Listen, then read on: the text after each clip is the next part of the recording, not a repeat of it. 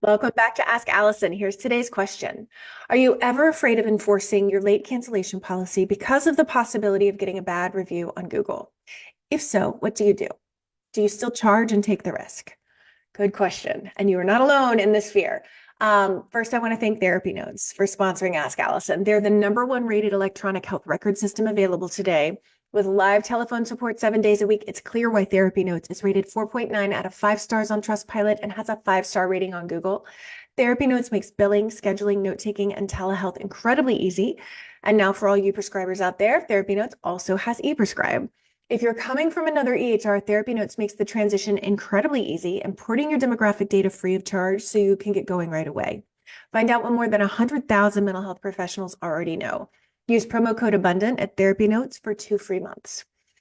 I am never afraid, and here is why.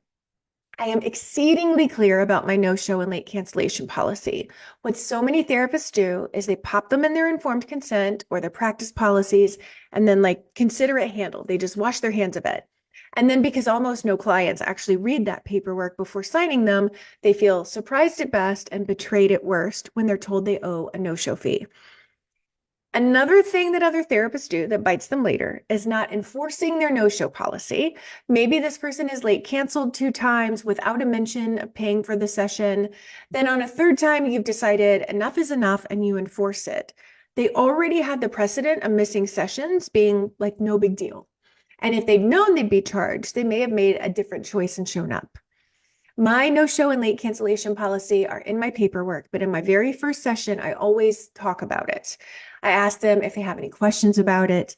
The very first time a client late cancels or no-shows, I immediately let them know they're being charged, and I charge them.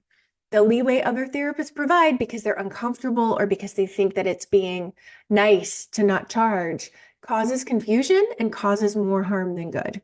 I do what I say I'm going to do with my clients. Most of them don't have great boundary role models in their lives, and I consider it a part of my job to model boundary setting and maintenance.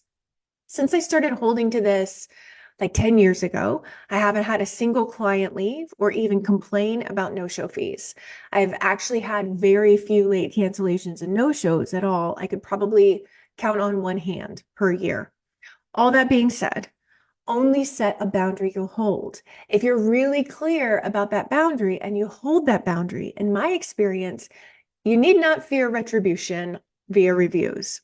Holding a clear boundary, those are good for you, they're good for your clients, and they're good for your business.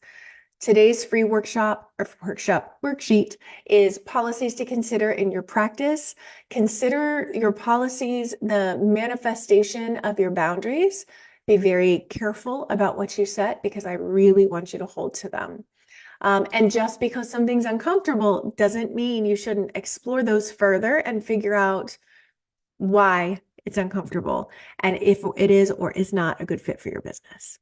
All right, have a great rest of your day.